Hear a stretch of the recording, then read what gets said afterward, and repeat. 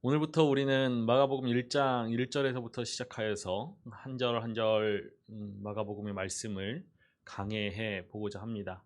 지난주에 우리는 마가복음에 대해서 개관해 보았습니다.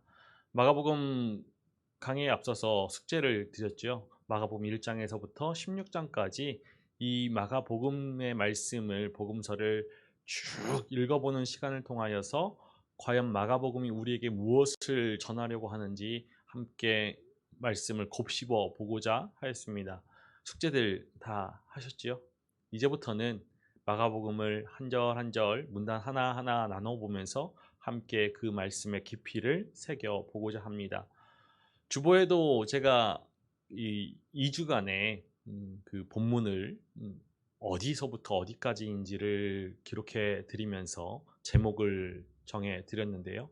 우리가 이 마가복음의 말씀, 성경 마가복음을 주 텍스트로 하겠지만 이 마가복음을 잘 해석하고 바르게 이해하기 위해서 또 다른 교재가 필요합니다. 그래서 제가 책 한 권을 소개해 드리려고 합니다. 바로 이 책인데요. 메시아 예수의 복음이라는 책입니다. 마가복음을 주해하고 있는, 강해하고 있는 하나의 또 다른 주석서가 될 것 같습니다. 꽤 나온 지 오래된 책입니다. 이 책을 가지고서 우리가 마가복음의 말씀을 깊이 있게 해석해 보면서 또 다른 책들, 마가복음에 관해서 주석하고 강해하면서 설교한 책들이 참으로 많습니다. 그러한 책들을 균형 있게 보면서 우리가 이 2000여 년 전에 이 땅에 오셔서 우리에게 복음의 메시지를 하나님 나라를 허락하여 주신 그 주님께서 우리에게 전하여 주고자 하시는 메시지가 지금을 살아가고 있는 우리에게 전하여 주고자 하시는 그 메시지가 무엇인지 바르게 분별해 볼 수 있었으면 좋겠습니다. 오늘 첫 시간으로 마가복음 1장에서 1절에서 15절의 말씀을 1절에서 15절의 말씀을 한 절 한 절 문단별로 나누어서 함께 보고자 합니다. 마가복음의 제목은 무엇일까? 제목이라고 하니까 생소하죠. 마가복음은 마가복음인데. 근데 우리 마가복음 1장 1절의 말씀이 이렇게 시작하죠. 하나님의 아들 예수 그리스도의 복음의 시작이라. 이 마가복음이라는 책의 제목은 원래 마가복음이 아닙니다. 이 마가복음이라는 책의 제목은 후대의 사람들이 붙인 것이죠. 본래 제목은 첫 시작에 있습니다. 첫 시작. 1장 1절에 있는 거죠. 대부분의 성경의 그 제목들이 첫 단락에 그 성경의 첫 시작이 되는 그 첫 단락에 1장 1절에 그 제목이 있습니다. 이 마가복음은 이렇게 시작합니다. 아르케 투 유한겔리우. 아르케 투 유한겔리우. 아르케 이 말은요. 요한복음에서 태초에라고 번역하고 있는데 오늘 마가복음에서는 시작이라고 이야기하죠. 무엇이 시작되었느냐? 바로 복음이 시작되었다라는 것입니다. 창세기 1장 1절에 태초의 창조는 말씀으로 시작되었다라면은 가능했다라면은 이 마가복음에서 시작되는 새로운 창조, 재창조는 예수님의 사역이 필요한 것이죠. 예수 그리스도의 복음, 새로운 창조의 재창조의 시작은 바로 예수 그리스도의 복음으로 시작되었다라는 것을 우리에게 전해주고 있습니다. 그런데 우리가 1절의 말씀을 보면요. 이것은 약간의 오역이라고 생각할 수 있습니다. 하나님의 아들 예수 그리스도의 복음의 시작이라 라고 말하는데 하나님의 아들이라는 말은 후대 사람들이 첨가한 것입니다. 그래서 우리가 면밀하게 이 말씀을 읽으려면은 예수 그리스도의 복음의 시작이라 라고 이야기해야 하는 것이죠. 아르케, 이 시작이라는 말은 더 심화된 이해를 위한 기초라는 뜻을 가지고 있습니다. 그래서 간단히 말하면 입문이라고 이야기할 수 있죠. 그래서 시작, 입문 이런 두 가지 뜻에서 예수 그리스도 복음의 시작, 예수 그리스도의 복음의 입문 이 두 가지 가운데 인문이라는 말이 더 어울릴 것 같습니다. 그래서 우리가 마가복음을 이렇게 이야기할 수 있죠. 예수 그리스도의 복음 인문. 예. 이 책의 제목은 그 책이 어떠한 책인지를 우리에게 알려주죠. 마가복음은 예수에 관한 책입니다. 예수를, 이 땅에 오신 예수를 그리스도로 소개하는 책인데, 예수 그리스도와 관련된 그 메시지, 복음을 전달하는 책이죠. 그래서 이 책을 읽으면은 예수 그리스도의 복음을 이해할 수 있고 그 복음에 대해서 입문할 수 있다. 그 복음을 이해하기 위한 첫 단계, 기초 단계의 책이다. 그래서 우리가 마가복음을 가장 먼저 읽어야 합니다. 복음서 가운데 가장 먼저 읽어야 하죠. 그래서 마가복음을 모르고서 예수 그리스도의 복음에 대해서 이해하고 그 복음을 새겨보려고 하면은 기초가 약할 수밖에 없어요. 마가복음을 잘 깨달아야만이 예수 그리스도의 복음, 마태복음, 누가복음, 요한복음을 이해할 수 있는 기초를 쌓을 수 있는 것이죠. 그러한 의미에서 우리가 수요 성경 공부를 강의 첫 시작을 마가복음으로 하는 것입니다. 마가복음을 잘 읽고 그 복음의 입문을 하게 되면은 다른 복음서 또한 쉽게 이해하고 받아들일 수 있는 것이죠. 그렇다면 과연 복음은 무엇인가? 복음. 우리가 지나온 대림절의 시간에도 그 전에도 복음에 대해서 수차례 말씀을 드렸고 설명을 드렸지만 복음이 무엇인가? 헬레니즘 시대에는 이 복음에 대해서 승전보라고 이해했습니다. 전쟁이 일어나면은 남자들은 전쟁터에 나아가고 성에는 이 성을 지키는 사람들은 노약자들 뿐이죠. 남아서 전쟁의 결과가 어떠할까 초조하게 소식을 기다립니다. 그런데 어느 날 멀리서 달려오는 사람이 보이죠. 그리고 그 사람이 외칩니다. 우리가 전쟁에서 이겼다. 이것이 복음입니다. 전쟁에서 승리한 것보다 더 좋은 소식은 없는 것이죠. 이것이 복음 유앙겔리온입니다. 그런데 로마 시대에 와서는 그 뜻이 달라지죠. 전쟁에서 승리한 것이 아니라 황제가 태어난 것, 황제의 출생 또는 황제의 즉위처럼 이 제국에 전체적으로 영향을 끼칠 수 있는 소식을 복음이라고 했습니다. 그래서 아우구스투스의 비문에는 이러한 글귀가 적혀져 있다고 합니다. 아우구스투스의 탄생일이 이 세상에는 그분으로 인해 퍼져나가게 된 복음의 시작이라. 무슨 말이냐? 아우구스투스 황제가 태어난 것이 복음의 시작이다라는 것입니다. 어떤 황제가 새롭게 등극하게 되면은 그 황제의 등극을 알리는 사람 전령이 이렇게 외칠 것이죠.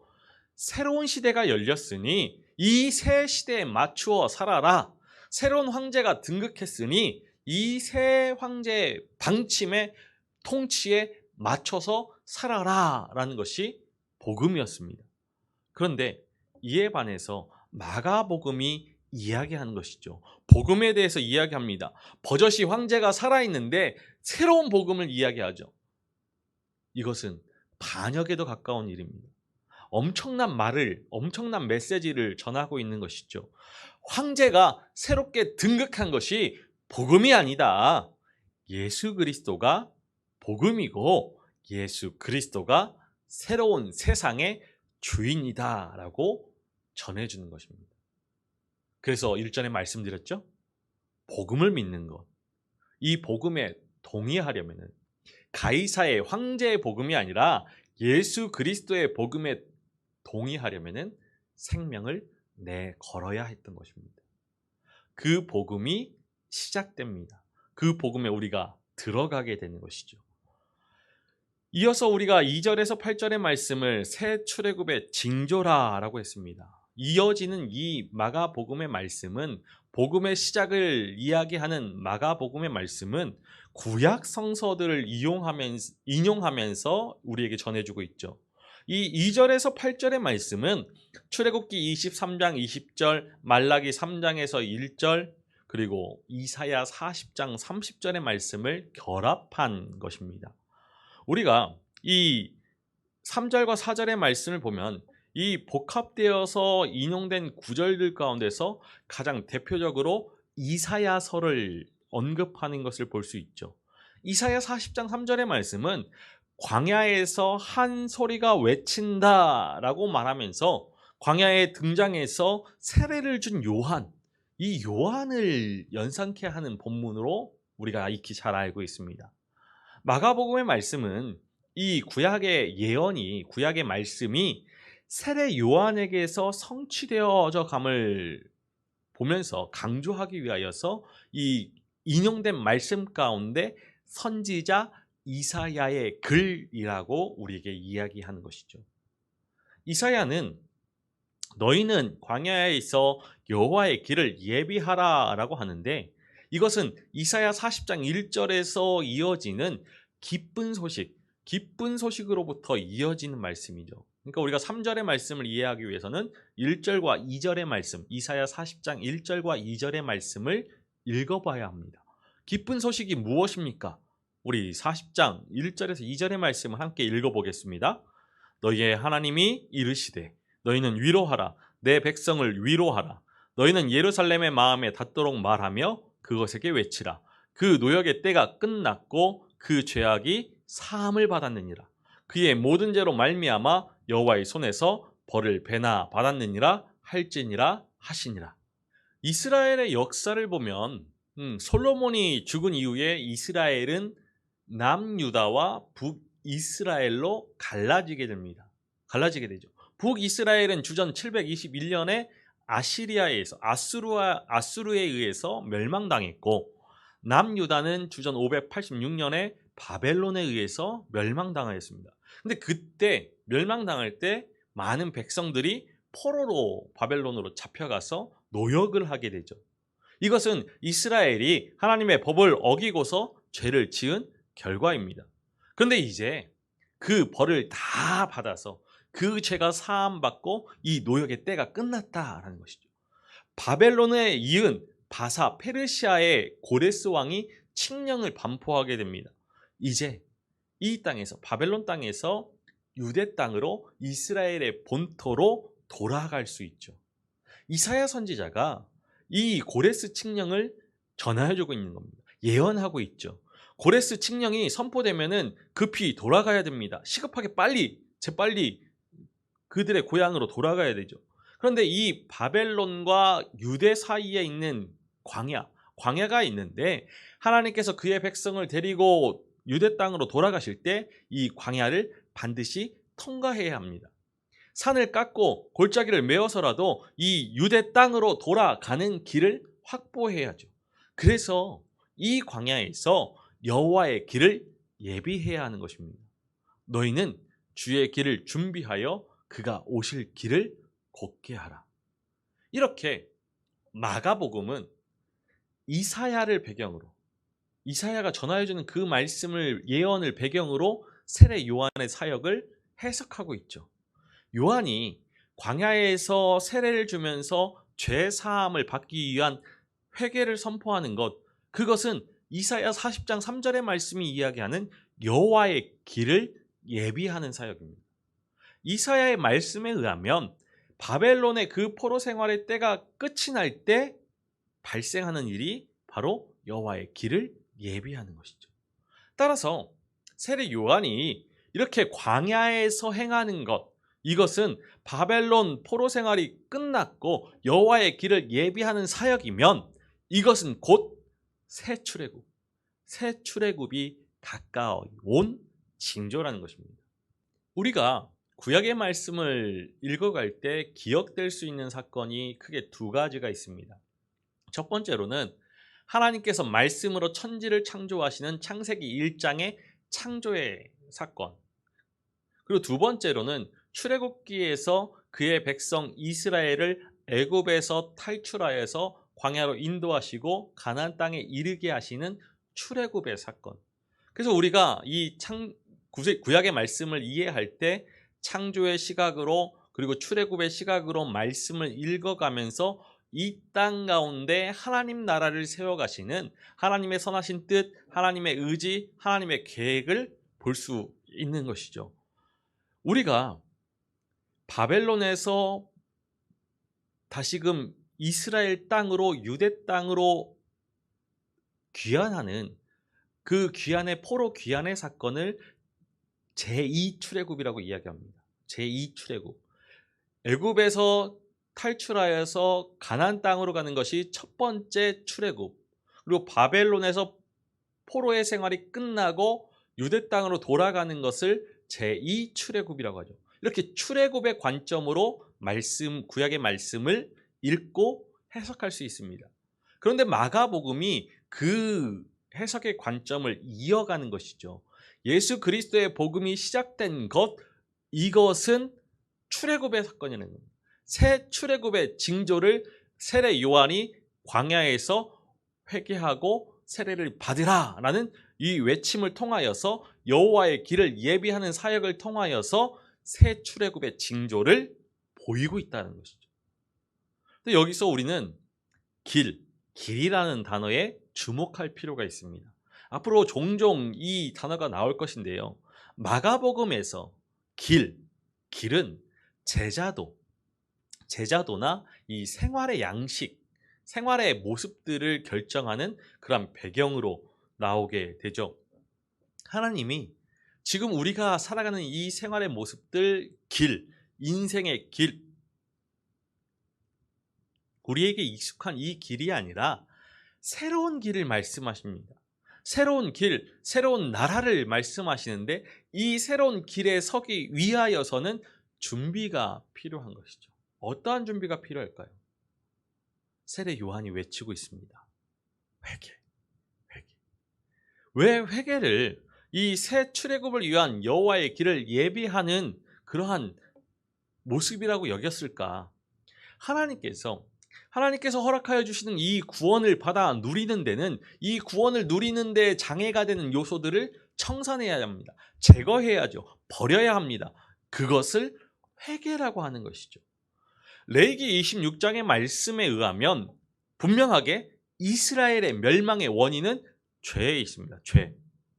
그런데 레위기 26장 40절에서 42절의 말씀을 보면은 회개는 회복을 가져오기 때문에 회개야말로 임박한 이 새 출애굽을 위한 가장 적절한 준비임을 우리가 받아들일 수 있는 것이죠.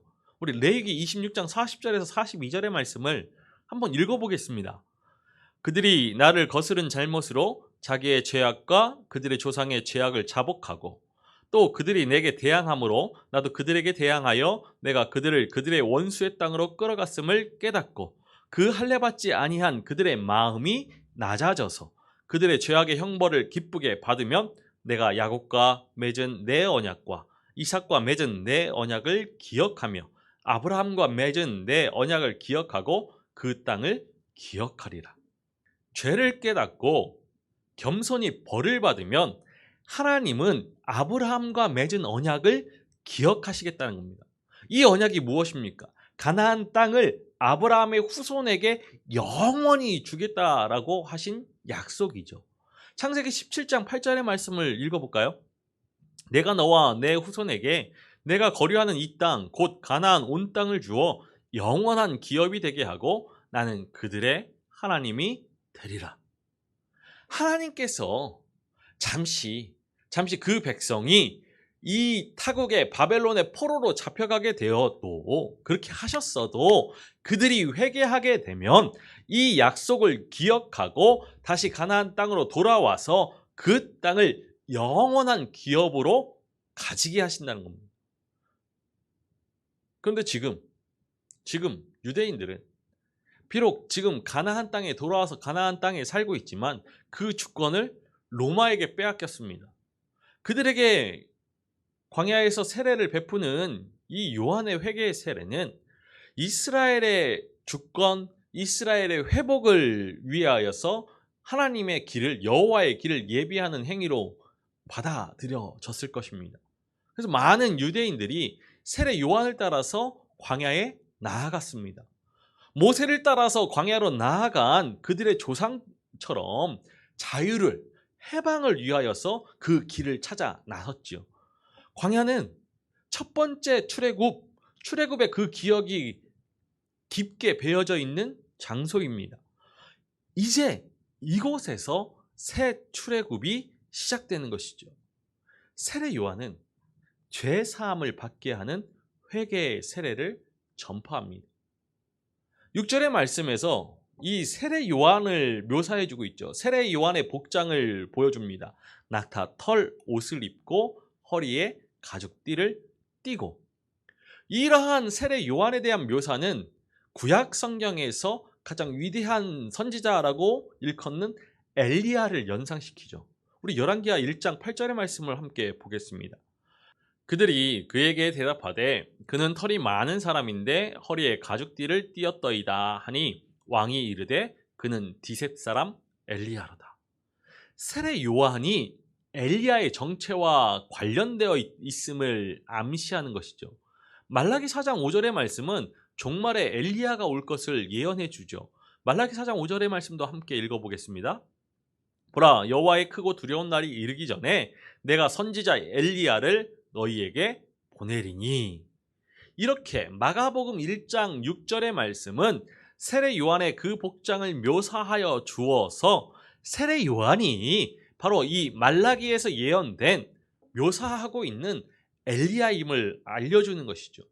종말 직전에 등장하는 그 엘리야가 등장했습니다. 이것은 곧 정말 여호와의 크고 두려운 날이 이른다라는 징조이죠. 세례 요한이 자기 뒤에 오시는 분이 어떠한 분인지 자신과 비교하여서 묘사하죠. 우리 마가복음 1장 7절의 말씀을 함께 읽어보겠습니다. 그가 전파하여 이르되 나보다 능력 많으신 이가 내 뒤에 오시나니 나는 굽혀 그의 신발끈을 풀기도 감당하지 못하겠노라. 이 신발끈을 푸는 일, 이것은 노예가 하는 일 중에서도 가장 비천한 일이었죠. 하나님께서 보내신 위대한 선지자 엘리야가, 세례 요한이 그 앞에서 종로로 쫓아도 할 수 없을 만큼 위대한 분이 오신다라고 전해주는 것입니다. 그 위대한 분이 오시는데 그분은 성령으로 세례를 베푸시는 분이시죠. 세례 요한은 자신이 죄인임을 인정하는 회개의 세례를 베풀지만 그 뒤에 오시는 분은 죄를 씻는 죄사함의 세례를 베푸시는, 성령으로 세례를 베푼다. 이것은 새 출애굽이 일어날 때 일어나는 현상입니다. 그 일을 에스겔 39장 27절에서 29절 말씀에서 이야기해 줍니다. 성령으로 세례를 베푼다라는 것은 새 출애굽을 행한다라는 뜻과 동일합니다. 이제 세례 요한 뒤에 한 분이 오시죠. 그분은 새 출애굽을 행하실 것입니다. 그분으로 인하여서 이스라엘이 회복을 얻게 되고 성령을 받을 것이며 새 출애굽이 일어날 것입니다. 그런데 세례 요한은 이 분이, 그 뒤에 오시는 분이 어떠한 분이신지를 정확하게 알려주지 않습니다. 그런데 마가복음은 그분이 누구신지를 자연스럽게 암시해 주죠. 바로 그 뒤에, 그 문맥 뒤에 나오는 말씀을 통하여서 세례 요한 뒤에 오시는 분, 새 출애굽을 행하실 분이 누구신지를 보여줍니다. 예수님께서는 요한에게 세례를 받으셨죠. 예수님께서 받으신 세례는 물속에 잠겨졌다가 나오는 그런 침례였을 것입니다. 우리가 성지순례를 가게 되면은 요단강가에서 이런 세례를 받죠. 물속에, 그 강물에 풍덩 빠져서 물속에 완전히 잠겼다가 나오게 되는 침례를 받게 됩니다.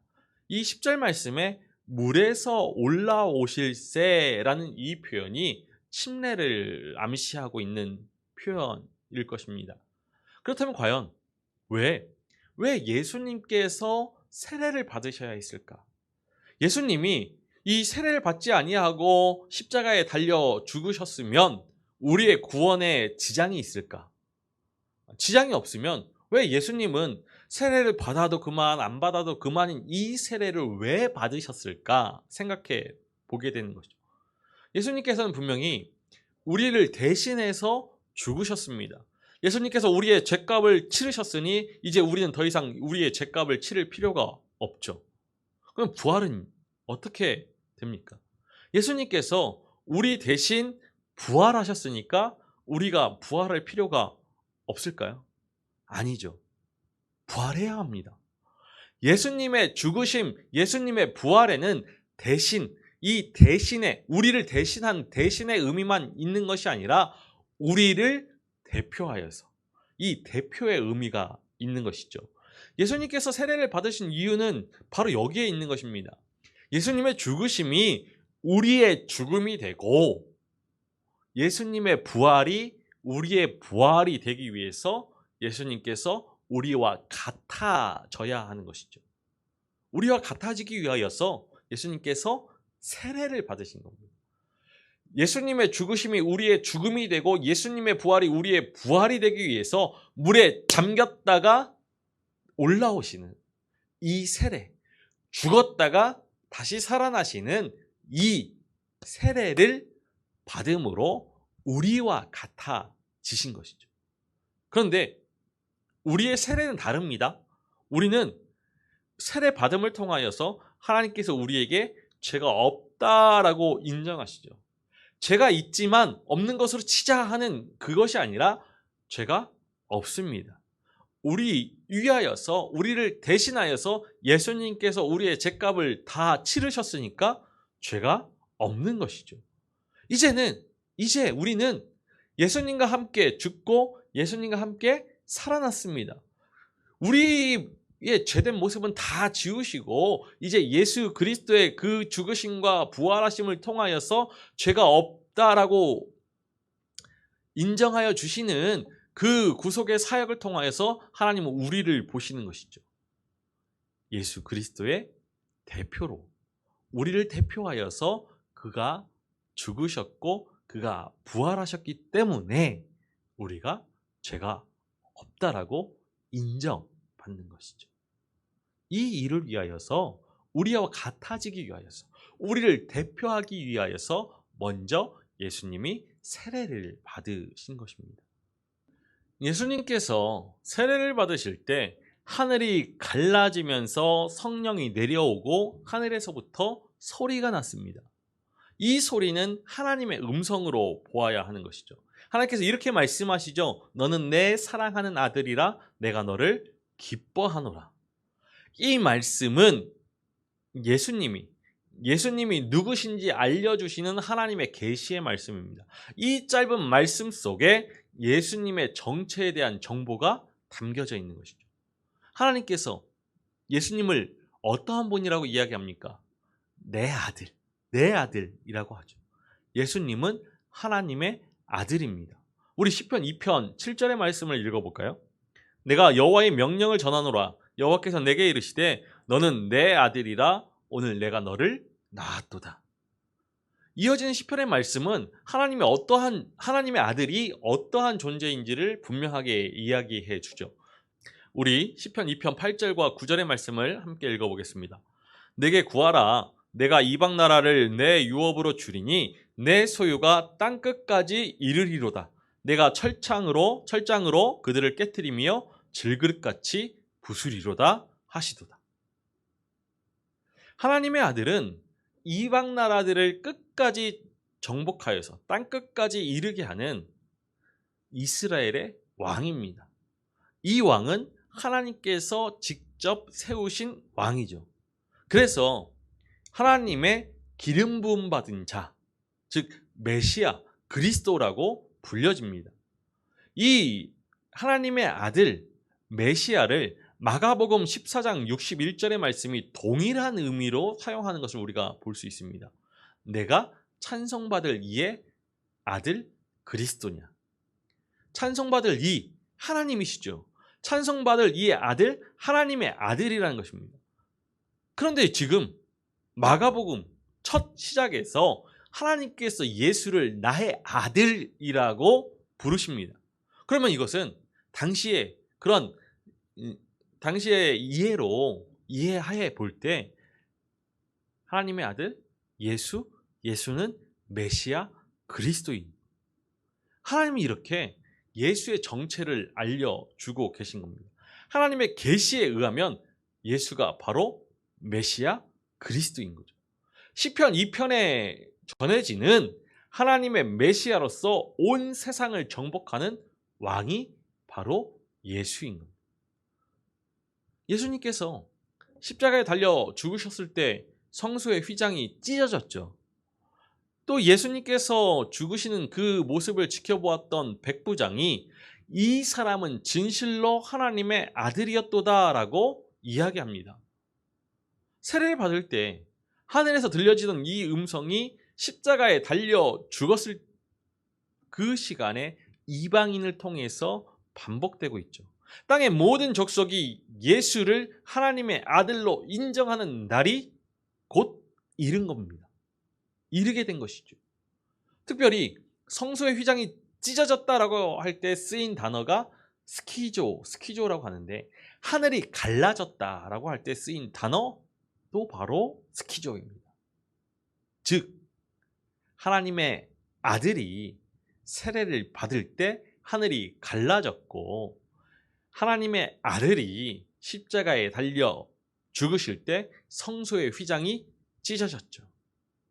하늘이 갈리고 성소의 휘장이 찢어지는 사건, 하나님의 아들로 예수님이 인정받는 사건, 이것이 마가복음 1장에 그리고 마가복음 후반에 15장에 그렇게 나오고 있습니다. 이것을 우리가 신학적인 기법으로 수미상관, 처음과 그 끝에 똑같은 그런 내용들을, 메시지를 전하는 것을 수미상관이라고 하는데, 이 기법이 마가복음 1장에서 그리고 끝 십자가의 사건에서 일어나고 있는 것을 우리가 보게 되는 것이죠. 이어서 하나님의 음성은 예수의 정체에 대해서 또 부연 설명해 주죠. 뭐라고 하십니까? 내가 너를 기뻐하노라.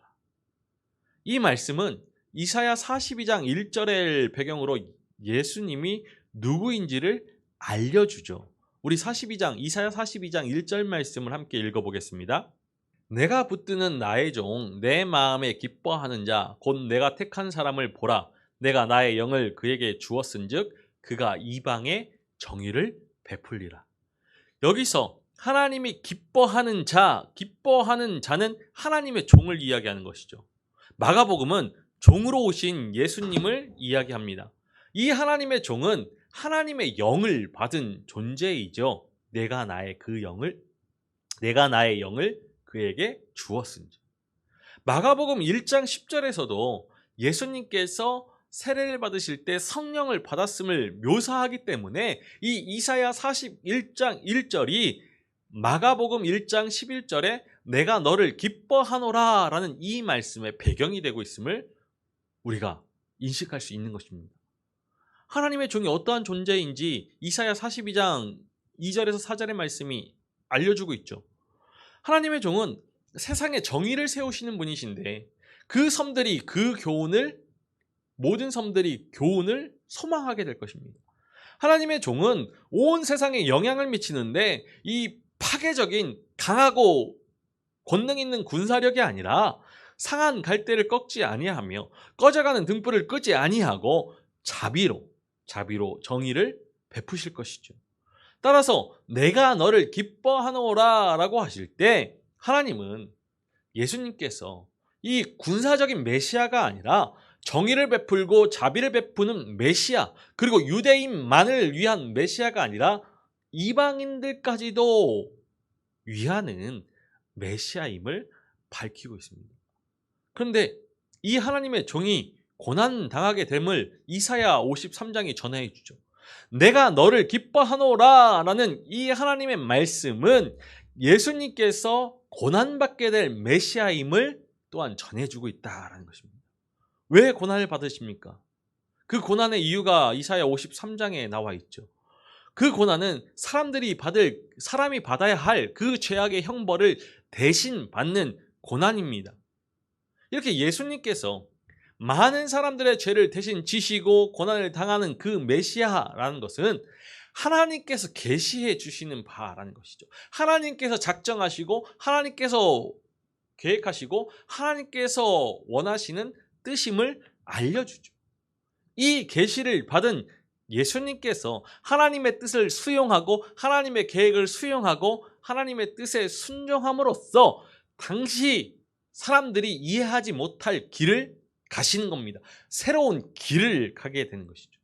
하나님께서는 사람들이 상상하지도 못할 그 새로운 일을 행하시는 분이시고 예수님께서는 그 새로운 일을, 새로운 길을 순종하며 걸어가신 그리스도 메시아이십니다.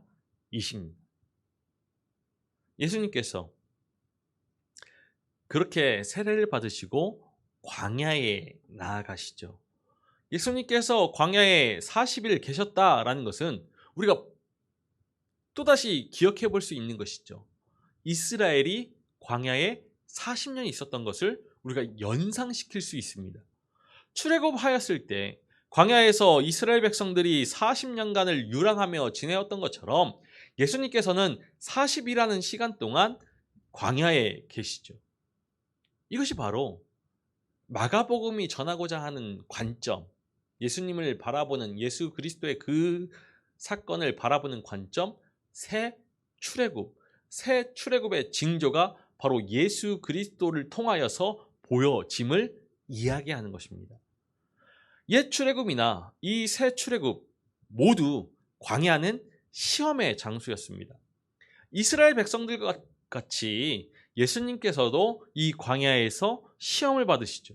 하지만 이스라엘은 광야의 시험에서 실패하였지만 예수님께서는 이 광야의 시험을 이기셨습니다. 그 말씀을 어떻게 우리가 유추해 볼 수 있느냐? 다른 복음서의 말씀은 예수님의 이 광야 시험을 자세히 전하고 있지만 마가복음 짧게 전하죠. 이렇게 전합니다. 들 짐승과 함께 계시니. 마가복음에서 함께 계시니 이 동사는 계시다라는 동사는 에이미입니다. 에이미. 그런데 이게 함께라는 메타라는 단어와 함께 사용되면은 친화적으로 무엇과 함께 있다라는 뜻을 가지게 되죠. 그것을 우리가 이제 3장, 4장, 5장, 14장에서 볼 수 있습니다. 그러니까 들짐승과 함께 계시니라는 말은요. 예수님께서 들짐승들과 친화적으로 함께 계셨다라는 뜻입니다. 이 말씀 우리가 구약의 말씀을 떠올릴 수 있습니다. 아담이 창조의 그 시간에 동물들과 함께 에덴 동산에서 친화적으로 함께 있었던 모습을 떠올릴 수 있죠. 그리고 이사야 11장이 전하여주는 그 모습을 우리가 기억할 수 있습니다. 우리 이사야 11장의 말씀을 함께 읽어볼까요?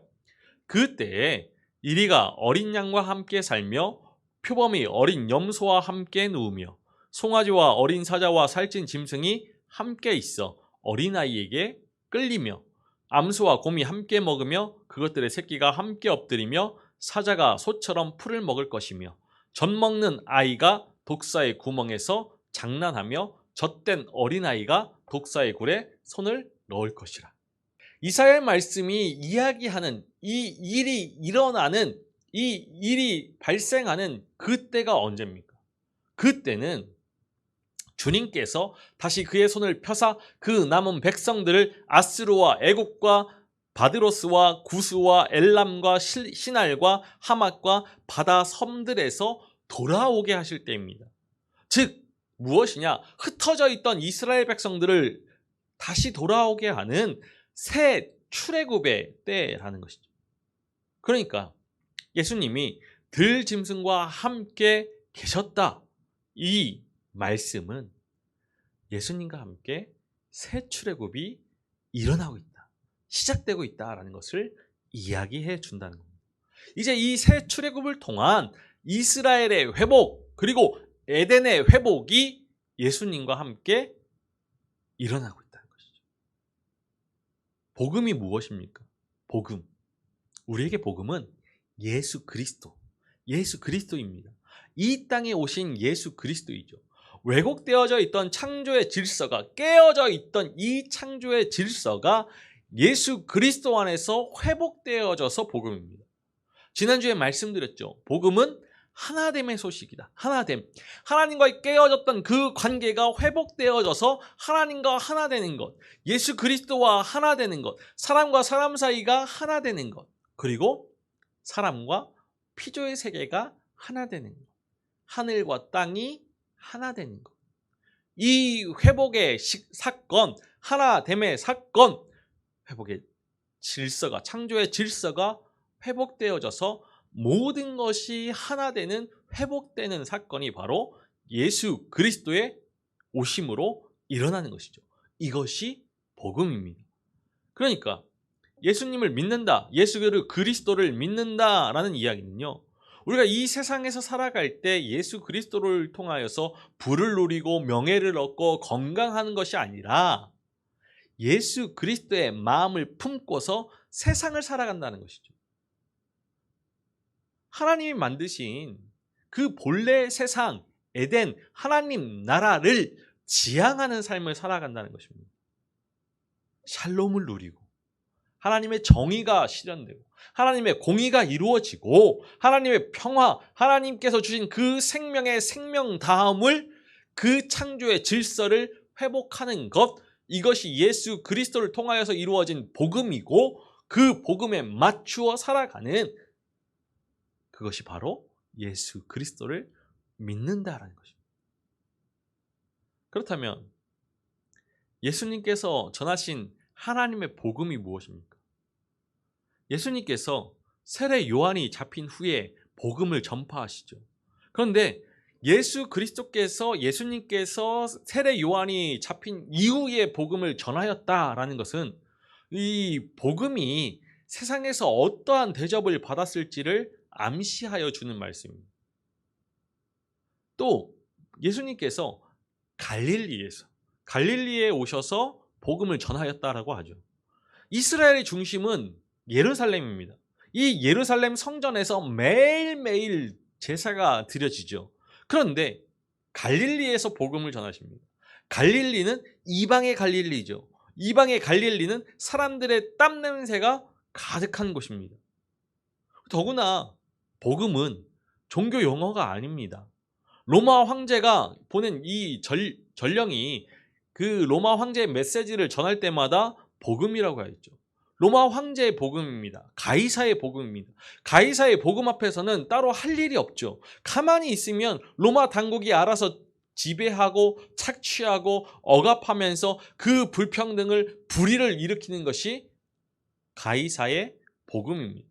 그런데 예수님께서 세례 요한이 잡힌 후에 갈릴리에서 복음을 전하십니다.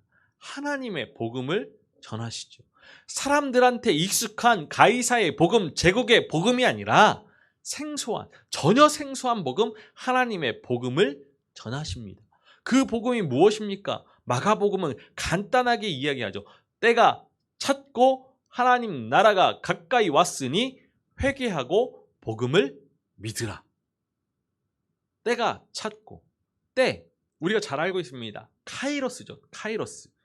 이 단어는 결정적인 순간을 가리키기도 하지만 마가복음에서는 특정한 시간을 가리키는데 사용했습니다.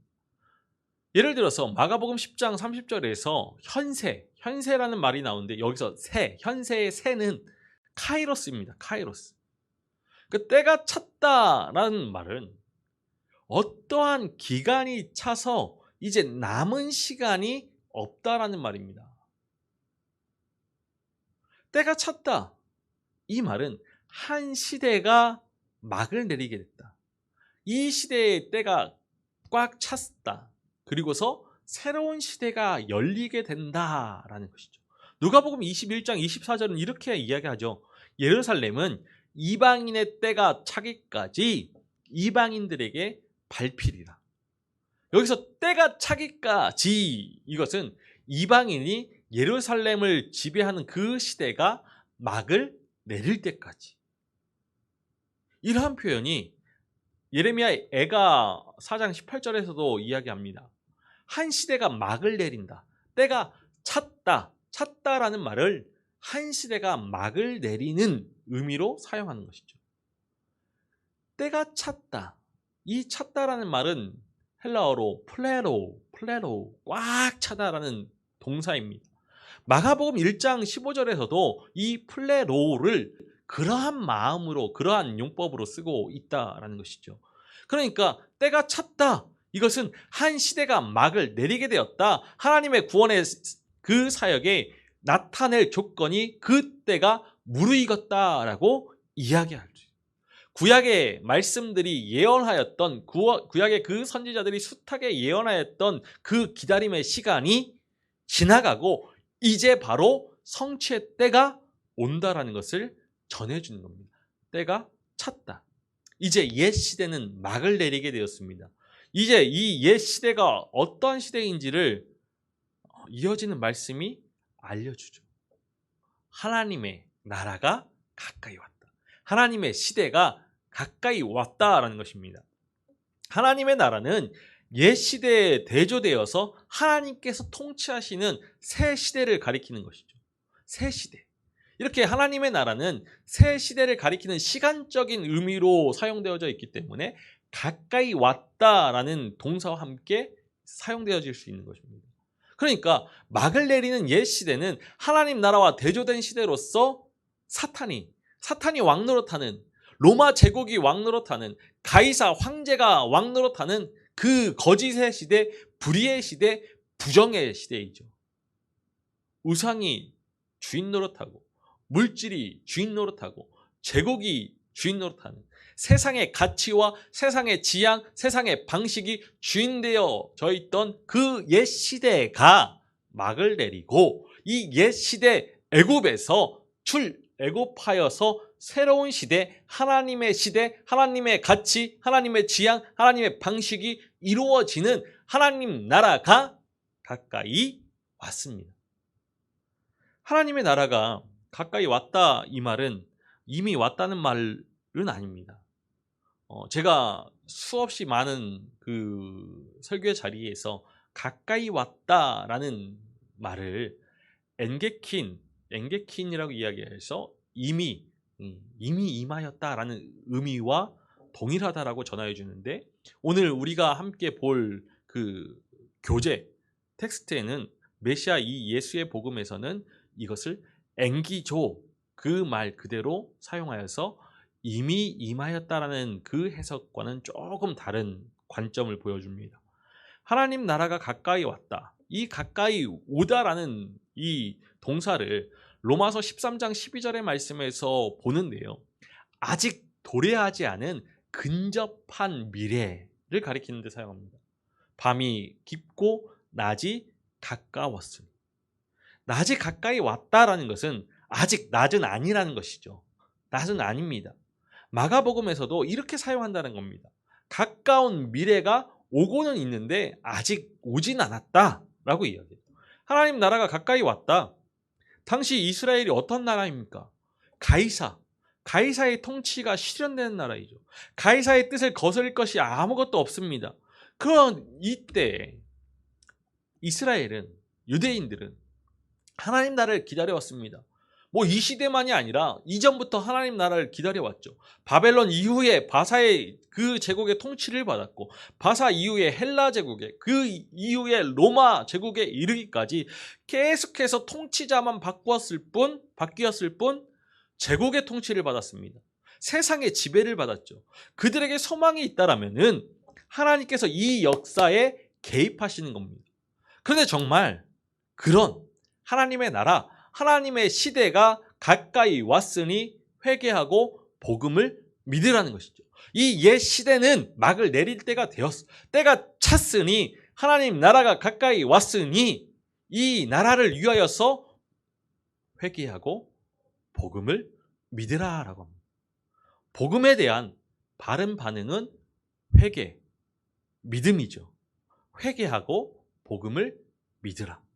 복음을 믿어야 하는 이유는 옛 시대가 막을 내리고 새 시대가 옵니다. 하나님 나라가 오니까 하나님 나라의 그 복음을 믿어야죠. 그런데 하나님 나라는 하나님의 통치, 하나님의 가치, 하나님의 질서, 하나님의 정의가 실현되는 나라입니다. 하나님의 방식으로 하나님이 다스리시는 그 나라이죠. 이 하나님의 통치를 받아들이려면은 지금까지 옛 시대의 삶을 살면 안 됩니다. 출애굽하였다라면 애굽의 삶을 살면 안 되죠. 새로운 나라, 하나님 나라의 방식으로, 하나님 나라의 가치로, 하나님 나라의 지향으로 살아가야 합니다. 이게 출애굽의 정신이죠. 그러니까 회개해야 합니다. 회개. 인생의 방향을, 항로를 바꾸어서 하나님으로, 하나님 나라로 향하지 않으면 하나님의 복음을 믿지 못하는 것이죠. 때가 찼으니 이제는 회개해야 합니다. 아직 돌이키지 못하였다라면 기회가 있을 때 돌이켜야 하는 것이죠. 방향을 바꿔야 합니다. 돌이키지 않으면 하나님 나라가 시작되는 이 과정 가운데서 예수 그리스도를 반대하게 되고 죽이는 자들의 그 무리에 가담하게 됩니다. 믿지 않으면 반대하게 되는 것이죠.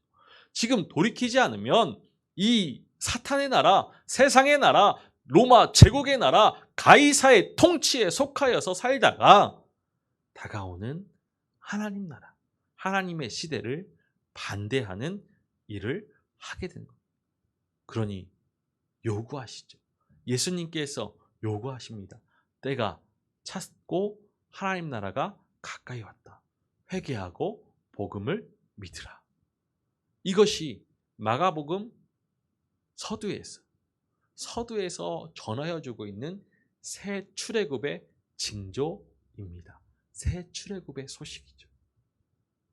우리는 이렇게 마가복음 1장 1절에서 15절의 말씀을 통하여서 우리에게 전하여 주고자 하는 메시지가 무엇일까 생각해 보게 됩니다.